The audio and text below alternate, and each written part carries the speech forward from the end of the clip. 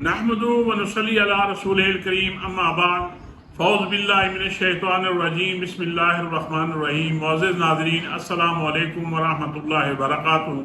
मैं हूँ मियाँ मोहम्मद अकरम, आपकी खिदमत में हाजिर। नाज़रीन, आज हम हक़ाइक़ के तनाज़ुर में ये जानने की कोशिश करेंगे और अपने ज़मीर को झंझोड़ कर ज़मीर से पूछेंगे कि इस वक्त पाकिस्तान में यहूदी एजेंट कौन है। इसका हम स्टार्ट लेते हैं अफगानिस्तान की तालिबान की हुकूमत, जो एक इस्लामी हुकूमत थी।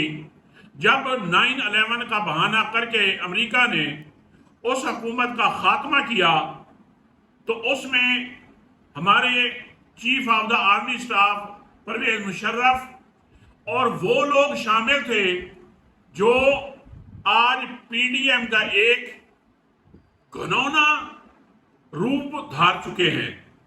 ये वही लोग थे जिन्होंने अमेरिका के साथ भरपूर अपनी वफादारियां पेश की और इस्लामी हुकूमत का खात्मा करवाया। दूसरी बात कि जब पाकिस्तान में अमेरिका ने ड्रोन हमले शुरू कर दिए तो उस वक्त ये सारे के सारे ना उनके खिलाफ कोई प्रोटेस्ट करता था, ना कोई एहतजाज करता था, ना कोई अपनी आवाज बुलंद करता था।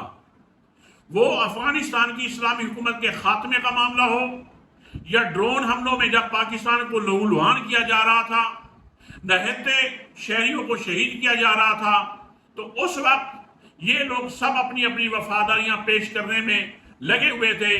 लेकिन एक ही आवाज इमरान खान की थी जो इनके खिलाफ प्रोटेस्ट कर रहा था। अगला इसी दौर में एक वाकया देखें कि जब सलाला चेक पोस्ट पे अमरीकियों ने पै दर पै हमला करके हमारे काफी फौजी नौजवानों को शहीद कर दिया, तो उस वक्त शुरू में हमें ये एहसास हुआ कि शायद इस वक्त हमारी जो आर्मी लीडरशिप है या ये जो सियासतदान हैं, शायद इनके अंदर गैरत अब जाग जाए और इसके खिलाफ वो प्रोटेस्ट करें। लेकिन गैरत ना जागनी थी ना जागी। उस पे उन्होंने बल्कि अमरीकियों से ये माफी मंगवाने से भी माजूर रहे।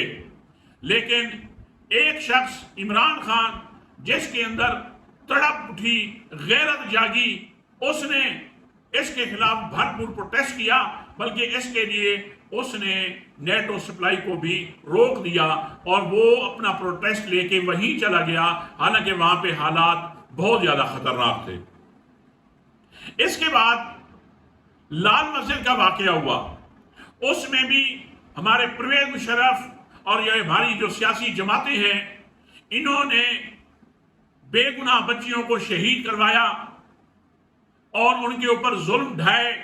असल इसका मकसद ये था कि परवेज मुशर्रफ अपने दौर को तूल देना चाहते थे और अमरीकियों को ये साबित करना चाहते थे कि मैं तो एक लिबरल हूं, मुझे इस्लाम से कोई सरोकार नहीं। तो उसने लाल मस्जिद के ऊपर हमला करके और इन लोगों के साथ ही जो इन्होंने ताउन किया, ये साबित करने की कोशिश की कि शायद इस जरिए से मुझे कोई इक़्तिदार में और टाइम मिल जाए।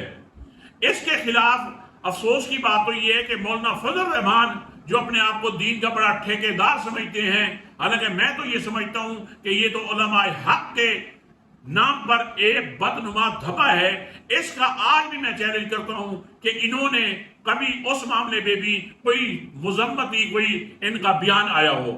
इस पर भी इमरान खान चीख उठा, वो अपनी आवाज बुलंद करता रहा, लेकिन उसकी ना सुनी गई। लेकिन उसने अपने हिस्से का जो काम था वो हर साने के साथ वो करते रहे, लेकिन ये गुंग के गुंग बने रहे।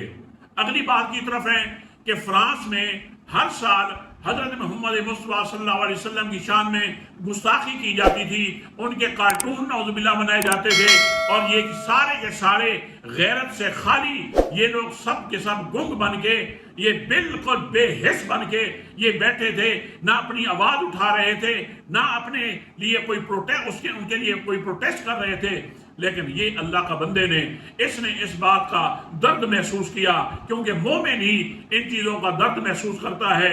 इसने स्टैंड लिया और एक करारदाद पेश की, अक़वाम मुत्तहिदा की जनरल असम्बली में कलमे हक को बुलंद किया और करारदाद वहां से اسلاموفوبیا کے خلاف اس نے قرارداد بھی منظور کروا دی. اور اس پہ میں تو ایران کی حکومت کو جب یہ بیان سنا تو اس وقت میں ان کو اپریشیٹ کرتا ہوں کہ مسلم دنیا میں وہ ایران ہی ایک ملک تھا جس نے یہ کہا کہ اس کامیابی کا سہرا پوری امت مسلمہ میں پاکستان کو جاتا ہے اور پاکستان سے پھر یہ عمران خان کو جاتا ہے.